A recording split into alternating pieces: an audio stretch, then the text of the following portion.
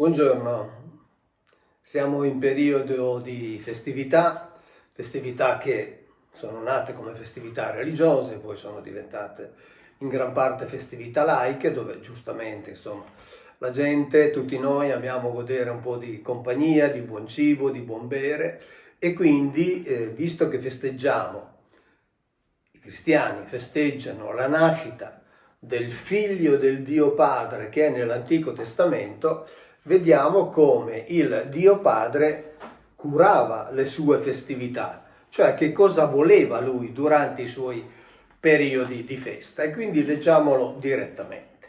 Yahweh disse a Mosè: ordina ai figli di Israele e di loro: avrete cura di presentarmi al tempo stabilito le offerte a me dovute e il mio alimento, Dio spirituale, sotto forma di sacrificio consumato col fuoco, in profumo soave che mi placa.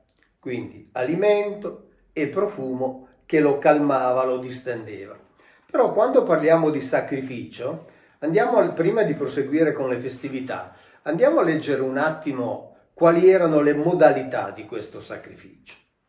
Allora, innanzitutto lui dice: se l'offerta è un olocausto di bovini, sia maschio senza difetto, lo offra il sacerdote all'ingresso della tenda del convegno perché sia gradito alla presenza del Signore.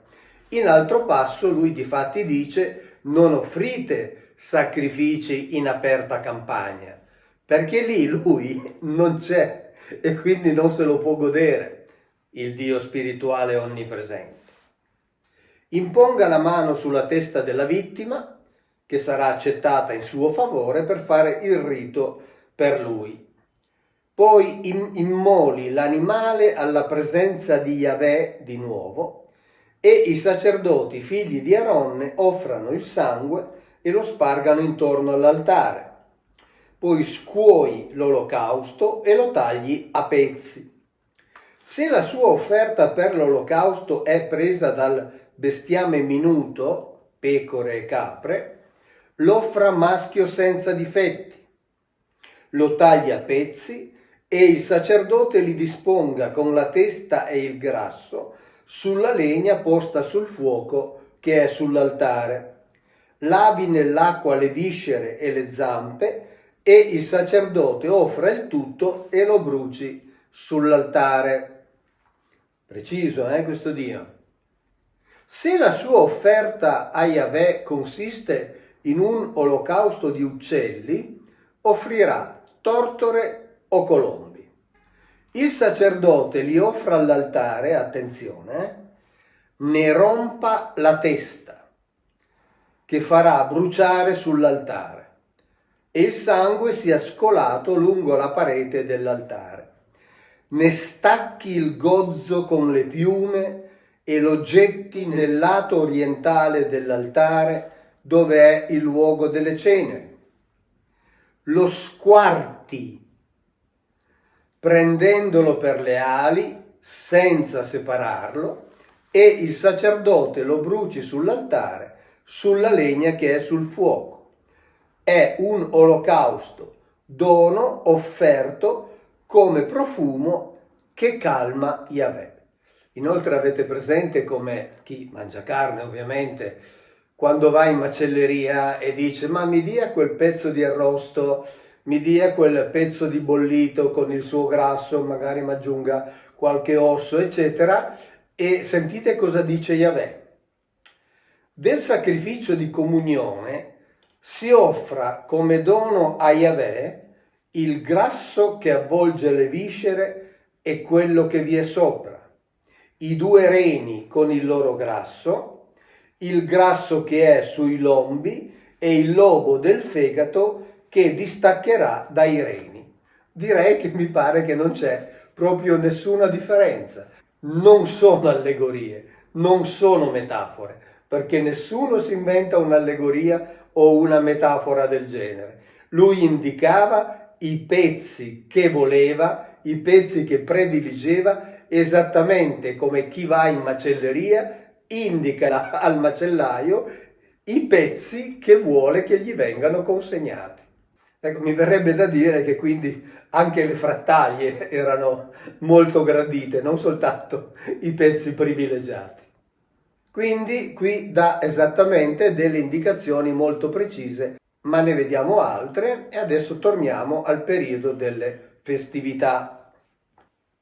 Allora, per esempio il sacrificio quotidiano, perché insomma noi festeggiamo in periodi divisi nel corso dell'anno, lui intanto quotidianamente ricordiamo che voleva il suo alimento.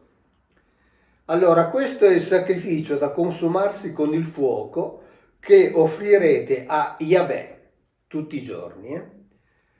Agnelli di un anno senza difetti, 2 al giorno come olocausto perenne. Un agnello lo offrirai al mattino e il secondo al tramonto. Il tutto poi doveva essere accompagnato da offerte con focacce, olio e anche il vino, cioè come libazione presenterete un quarto di hin per il primo agnello, il secondo agnello lo offrirai al tramonto, offrirai un'oblazione e di nuovo una libazione come quella del mattino. Voleva dire più o meno dai 3 ai 5 litri di sostanza alcolica al giorno. Nel sacrificio del sabato.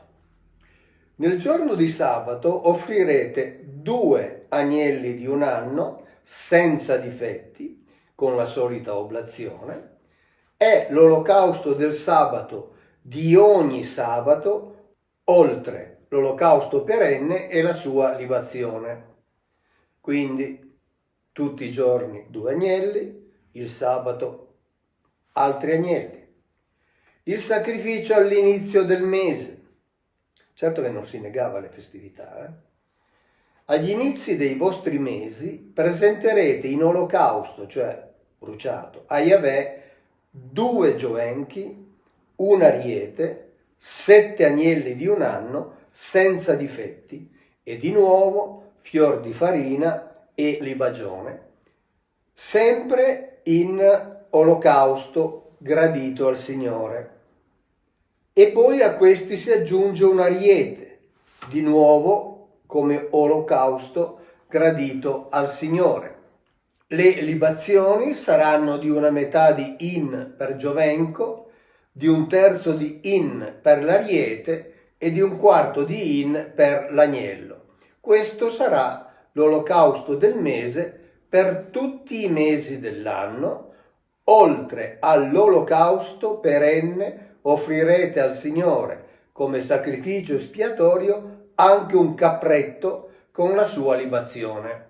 Quindi quando noi spesso condanniamo o comunque giudichiamo negativamente chi si gode i piaceri del buon cibo, deve ricordare che nella Bibbia, insomma, il cosiddetto Dio Padre, certo i piaceri del buon cibo offerto in olocausto o del cibo, del piacere che provava annusando i fumi, lui non se li negava assolutamente. Poi c'è la festa della Pasqua. Nel primo mese, nel giorno 14, c'è la Pasqua di Yahweh. Il 15 di questo mese sarà festa. Per 7 giorni si mangeranno gli azimi. Nel primo giorno ci sarà una convocazione sacra, non farete nessun lavoro servile, ma presenterete in olocausto al Signore, come sacrificio consumato dal fuoco, 2 giovenchi, un ariete e 7 agnelli di un anno senza difetti. Se qualcuno ha voglia, tenga il conto dell'elenco che sto facendo e si accorgerà di quanto, insomma, lui chiederà in termini di sacrificio di vite animali nel corso di tutto l'anno. La festa delle settimane. I cristiani stanno facendo delle novene e vedremo tra poco che anche qui c'è una sorta di novena. Ma vediamo la festa delle settimane. Presenterete in olocausto al Signore nel giorno delle primizie come profumo soave 2 giovenchi, un ariete e 7 agnelli di un anno, sempre naturalmente il tutto accompagnato dalle solite libagioni. Poi nel giorno della Teruah, nel 7° mese, nel primo giorno del mese, avrete una convocazione sacra. Non farete nessun lavoro servile, sarà per voi il giorno dell'acclamazione. Offrirete in olocausto a Yahweh come profumo soave, e ricordo sempre che significa profumo che calma Yahweh, un giovenco, un ariete e 7 agnelli di un anno senza difetti. Nel giorno dell'espiazione, il giorno 10 del 7° mese, avrete di nuovo una convocazione sacra e presenterete, sempre come profumo che calma Yahweh, un giovenco, un ariete e 7 agnelli di un anno senza difetti. Insomma, gli animali difettosi non gli piacevano e non li voleva. La festa delle capanne. E qui veniamo a questa sorta di novena dove veramente l'eccidio degli animali è veramente impressionante.